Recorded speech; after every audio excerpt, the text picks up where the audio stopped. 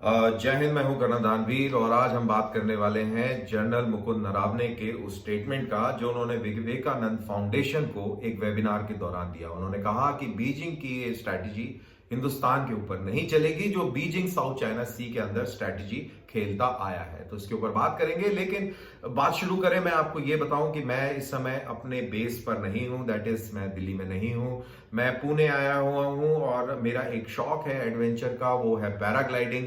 I don't know आप लोगों ने कितनों ने पैराग्लाइडिंग के बारे में सुना होगा, लेकिन अगर नहीं सुना है तो जरूर गूगल सर्च करिए। और पैराग्लाइडिंग का हेवन लर्निंग के पॉइंट ऑफ व्यू से सीखने के लिए वो पुणे है। पुणे में कई सारे स्कूल हैं, बड़े प्रोफेशनल्स हैं, यहां पर आप ये पैराग्लाइडिंग सीख सकते हैं। मैं खुद एक टेम्पल पायलट का शिष्य हूं, पिछले 4 साल से यहां पर आता हूं और इनके पास अभी मैं कोविड के बाद एक रिफ्रेशर करने आया हूं। 1.5 साल से मैंने कोई पैराग्लाइडिंग नहीं करी है, तो मेरे को लगा कि उससे पहले मैं ऊंची पहाड़ियों पर जाऊं, चाहे वो मनाली की हो या और किसी दुनिया के किसी और इलाके की हो, तो मैं एक बेसिक जरूर कर लूं। इसीलिए आप मेरे इस वीडियो में ऊपर जो लोगो मिलता था वो नहीं देख पाएंगे, क्योंकि मेरा लैपटॉप वगैरह नहीं है और ये मैं मोबाइल से शूट करके इसको अपलोड करूंगा। बहरहाल, तो आइए मुद्दे पर चलते हैं और बात करते हैं जनरल मुकुंद नरावने के उस स्टेटमेंट की। उस स्टेटमेंट का निष्कर्ष निकालने से पहले हम ये और मैं क्लियर करूं कि कुछ सवालों के हम जवाब तलाशेंगे और उन जवाबों में ही इस चीज का निचोड़ निकलेगा कि जनरल मुकुंद नरावने ने ये स्टेटमेंट किस बेसिस पर दिया। और वो कुछ सवाल इस तरीके से हैं कि हमारे जो चीफ रहे हैं रीसेंट मेमोरीज में 5-10 साल के अंदर, क्या कभी हमारे किसी सेना के अध्यक्ष ने, that is army, navy, air force, किसी ने भी क्या ये कभी ऐसा स्टेटमेंट दिया है जिसका जियो पॉलिटिकल कॉनोटेशन हो? एक 2012 में जरूर दिया था, और 2012 में वो स्टेटमेंट क्या था और उसके बाद क्या हुआ ये भी हम समझेंगे, क्योंकि जब आप वो समझ जाएंगे तब आपको ये पता लगेगा कि रिसेंटली जो हिंदुस्तान और चाइना के बीच में लेह लद्दाख में हुआ है और अब जब डिसएंगेजमेंट की प्रोसेस हो रही है तो उससे क्या कॉन्फिडेंस हमारी सेना की चीफ्स को आता है और किस वजह से ये इस तरीके का स्टेटमेंट, जियो स्ट्रेटेजिक स्टेटमेंट निकल के आया है जनरल मुकुंद नरावने के मुंह से। साथ ही जब बात चाइना की हो रही हो, 2.5 फ्रंट वॉर की हो रही हो, that is China Pakistan and half front means internal security and dimension, तो इस स्टेटमेंट से और अभी के रिसेंट घटनाक्रम से, और मैं कहूंगा पिछले 1 साल के घटनाक्रम से और उन घटनाक्रमों का जिस तरीके से अब निष्कर्ष निकल के आ रहा है, इससे पाकिस्तान को क्या स्टेटमेंट आता है, जनरल मुकुंद नरावने ने उसकी भी बात करी है और हम भी उसको थोड़ा सा विस्तार देंगे। तो आइए शुरुआत करते हैं। जैसा कि मैंने कहा कि कितनी बार ऐसा हुआ है कि हमारे सेना के अध्यक्षों ने इस तरीके का जियोपॉलिटिकल स्टेटमेंट दिया हो। बहरहाल, अगर आप ध्यान से पूरे टाइमलाइंस देखें और अपनी जर्नल मेमोरी को ऐसे दौड़ाएं तो आप देखेंगे कि ऐसा स्टेटमेंट 2012 में नेवल चीफ ने दिया था।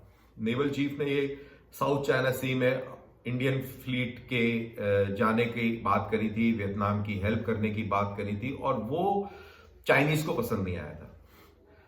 चाइनीज को ये लग रहा था कि हिंदुस्तान अपने बॉर्डर से बाहर फैलाव बढ़ाना चाह रहा है और इसको रोकना बहुत जरूरी है, अपने बॉर्डर्स में कन्फाइन करना जरूरी है, क्योंकि चाइनीज का एक विजन है, जियो स्ट्रेटेजिक जियो पॉलिटिकल विजन है, और वो विजन ये है कि at the end of it वो अमेरिका के साथ में आमने सामने खड़ा होना चाहता है। इकोनॉमी में बिल्कुल, इकोनॉमी उसकी बहुत स्ट्रांग है और वो अमेरिका को टक्कर देने की बेस पर पहुंच चुका है और अब वो चाहता है कि मिलिटरीली भी वो अमेरिका को चैलेंज करे। लेकिन अमेरिका को चैलेंज करने के लिए हिंदुस्तान को काबू रखना, हिंदुस्तान को कंट्रोल में रखना, ये बहुत जरूरी है चाइना के लिए, क्योंकि हिंदुस्तान ही एकमात्र मुल्क है जो चाइना को चुनौती दे सकता है और ये चाइना बहुत बखूबी समझता है। और इसीलिए 2012 में जब नेवल चीफ ने ये कहा कि हम वियतनाम की मदद के लिए अपने वॉरशिप्स भेजेंगे साउथ चाइना सी में, तो वो चाइना को पसंद नहीं आया और उसके बाद तुरंत बाद देप्सांग के अंदर एक घुसपैठ हुई। और वो घुसपैठ काफी दिन रही और हम लोगों ने कोई उसका मुकाबला नहीं किया। हम चुप शांति से उसको देखते रहे और डिप्लोमेटिक चैनल्स के जरिए हाथ पैर जोड़ के किसी तरह हमने चाइना को मनाकर और उसको वापस भेज दिया। लेकिन उसका फर्क ये पड़ा उसके बाद कि चाइना ने कभी हमें देप्सांग में हमारे ही परसेप्शन में कभी पेट्रोलिंग करने नहीं दी और आज भी यही स्थिति है। और जब डिसएंगेजमेंट की बातें हो रही हैं तो ये भी एक बड़ा पेचीदा पॉइंट है जिसके ऊपर विचार चल रहा है, तो वो बात अलग। तो मैं ये बात कह रहा था कि ये जो डिसएंगेजमेंट हो रहा है और जो जियोपॉलिटिकल स्टेटमेंट जो चीफ ने दिया है उसकी बैकग्राउंड में दे रहा था कि कैसे वो बिल्ड हो के आज हम इस स्थिति पे पहुंचे हैं कि हम चाइना को बड़े स्ट्रॉन्ग वर्ड्स में जमीन पर भी और डिप्लोमेटिकली भी जवाब देने में सक्षम हो गए हैं। और जो उसकी जो मंशा है अनकंटेस्टेड विनर होके एशियन रीजन में और अमेरिका के विरोध खड़े होने की, वो शायद कहीं ना कहीं खटाई में पड़ती दिखती है। और ये अमेरिका भी बखूबी जानता है, इसीलिए वो अमेरिका ने भी पूरे जोर हिंदुस्तान को मजबूत करने में लगाया हुआ है। और हिंदुस्तान की खुद की अपनी एक कैपेबिलिटी है, स्ट्रॉन्ग लीडरशिप है, मिलिट्री लीडरशिप बड़ी स्ट्रॉन्ग है इस समय, पॉलिटिकल लीडरशिप बड़ी स्ट्रॉन्ग है और पॉपुलेशन जो इस देश की जो लोग हैं वो इस समय बहुत स्ट्रॉन्ग है इन अ सेंस कि उनका आत्मविश्वास है और भरोसा है मुल्क के ऊपर, और ये भरोसा कहीं ना कहीं आपको जमीन पर भी दिखता है। तो यही कारण है कि हमारे चीफ को ये स्ट्रेंथ मिलती है जब वो चीफ ये कहते हैं कि बीजिंग की जो पॉलिसी है साउथ चाइना सी की वो यहां पर नहीं चलेगी। अब बीजिंग की वो पॉलिसी क्या है ये भी समझना जरूरी है कि बीजिंग की साउथ चाइना सी वाली क्या पॉलिसी रही है।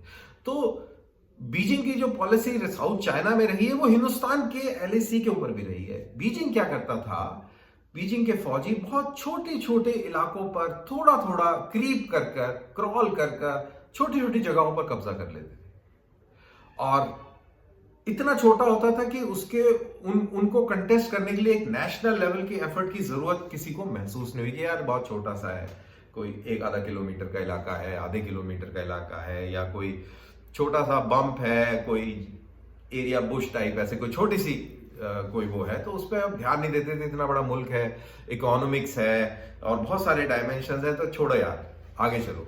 तो ये वाली जो पॉलिसी थी यही चीज साउथ चाइना सी में देखने को मिली। उन्होंने वहां पर 2-3 आइलैंड्स हैं जिसको उन्होंने मिलिटराइज कर लिया। आइलैंड्स को जमीन को एस्कवेट करके और आइलैंड्स का विस्तार कर लिया, उनके ऊपर हवाई पट्टी बना ली और किसी ने कंटेस्ट नहीं किया। किसी ने कहा कि यार इसको इतने बड़े लेवल पर इशू को ले जाए और कोई वॉर जैसी स्थिति हो जाए महाशक्तियों के बीच में, तो इट्स नॉट वर्थ इट, तो छोड़ दिया कि छोड़ो जाने दो।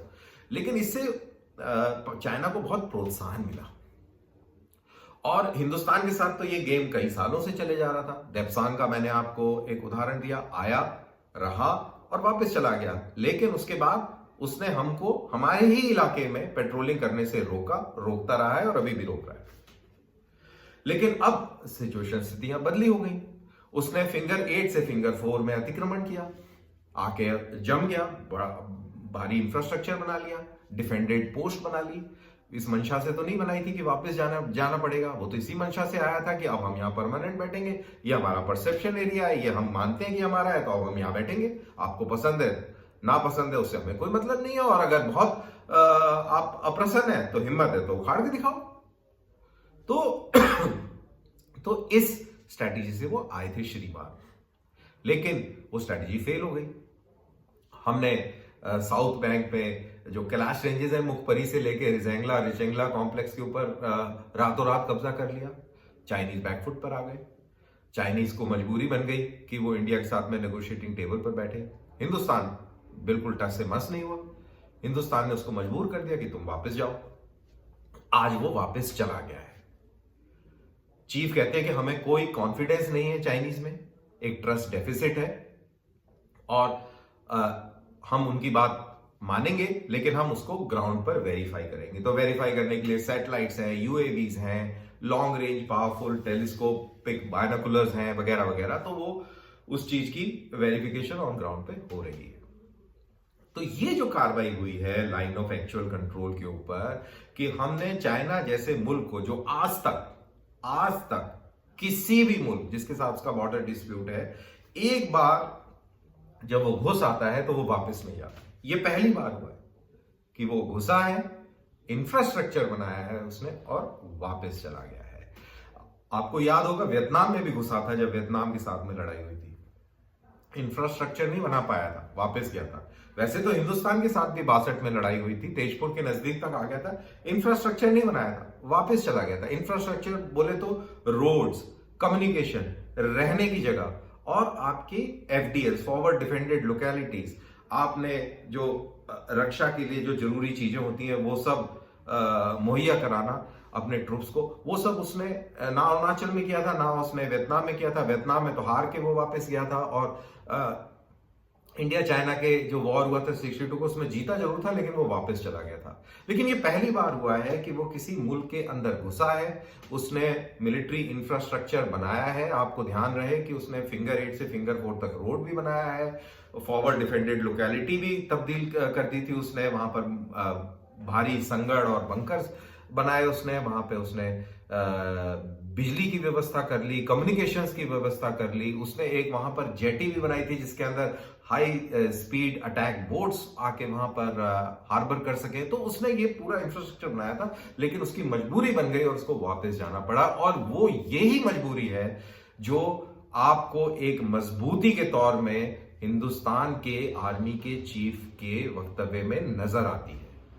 इसीलिए इंडियन आर्मी चीफ इस समय स्ट्रांग है और इस तरीके की बात कर रहे हैं जिसका जियो पॉलिटिकल इंप्लीकेशन है। साथ ही इंडियन डोमेस्टिक जो एनवायरनमेंट है उसको भी बता रहे हैं कि political leadership, strategic leadership, that is national security advisor Ajit Doval, और मिलिट्री लीडरशिप, ये सारी की सारी एक पेज पर थी। मिलजुल कर इन्होंने एक सिनर्जी के साथ काम किया और उसी का नतीजा है कि चाइनीज वापस गए। तो ये एक दुनिया को मैसेज भी है कि हम लोग सारे एकजुट हैं, इकट्ठा है। वो बात और है, आप लोकल पॉलिटिक्स को छोड़ दीजिए कि राहुल गांधी ने क्या कहा और फलाने ने क्या कहा, इस सब को कोई मायने नहीं है। बट जो मायने जो आता है वो इन अधिकारियों की बात से आता है और जो गवर्नमेंट ऑफ द डे है उसके जो इंपॉर्टेंट लीडर्स हैं उनकी बातों से आता है और उसी चीज की वैल्यू इंटरनेशनल लेवल पर होती है। तो ये मजबूती जनरल नरावने को इंडिया के इस एक साल के एक्शन से आई है। इंडिया ने बहुत कुछ पाया है इससे, जो कि हम समझ नहीं पा रहे हैं कि हमने क्या पाया है। तो मेरे जैसे जो लोग हैं वो आपको यही समझाने की कोशिश करें कि हमने क्या पाया है। हमने एक मनोवैज्ञानिक जीत पाई है, चाइनीज को पीछे भगाया है और इसका फर्क पाकिस्तान पर भी पड़ा है। जनरल मुकुंद नरावने ने भी अपने इस वेबिनार में कहा कि पाकिस्तान के लिए भी कोई फायदेमंद नहीं है बॉर्डर के साथ में डिस्प्यूट करना, टेंशन, लड़ाई झगड़ा, ये किसी के फायदे में नहीं। और पाकिस्तान भी अब समझने लग गया है कि ये इसका कोई फायदा नहीं है। लाखों करोड़ों रुपया उसने कश्मीर के जिहाद में उसने झोंक दिया, हजारों की तादाद में मासूम कश्मीरी मार दिए गए इसी आतंकवाद के चक्कर चलते। खुद के जो लोग हैं वो उसने आतंकवादी बनाकर इसमें झोंके, वो मारे गए। खुद की जो सोसाइटी है उसको जिहादी सोसाइटी में तब्दील कर दिया, क्योंकि उस तरीके का एक टेम्परामेंट उनको चाहिए था जिससे कि ऐसे लोग रिक्रूट हो सकें। तो पाकिस्तान को कोई फायदा नहीं हुआ। आज एफएटीएफ की ग्रे लिस्ट में है, बुरा हाल है इकोनॉमी का और पाकिस्तानी लीडरशिप भी समझ रही है, लेकिन कितना समझेगी, कहां तक जाएगी ये देखना है। लेकिन ये जो चाइना के साथ में जो डिसएंगेजमेंट हुआ है इससे फर्क जरूर पड़ेगा, क्योंकि पाकिस्तान के अंदर जिस तरीके की खुशी की लहर दौड़ी थी जब चाइनीज आए थे और बहुत ओवर एक्साइटेड थे कि देखो अब चाइनीज आ गए, अब इंडिया को मजा आएगा, लेकिन चाइनीज वापस जा रहे हैं और चाइनीज एक तरीके से हार के वापस जा रहे हैं इस 9 महीने की साइलेंट वॉर में, और इसका बहुत असर पाकिस्तान पर भी दिखेगा। और जनरल मुकुंद नरावने ने एक तरीके से एक मैसेज भी दे दिया है कि आपके ये फायदे में नहीं है। तो ये था एक ओवरऑल एक review of what general Naravane has said in the webinar. I am sure आपको ये पसंद आया होगा। मेरा एनालिसिस आपको पसंद आए तो आप जरूर लाइक कीजिए, सब्सक्राइब कीजिए। आपका सभी का बहुत बहुत शुक्रिया। जय हिंद। फिर मुलाकात करते हैं किसी नए टॉपिक के साथ। नमस्कार।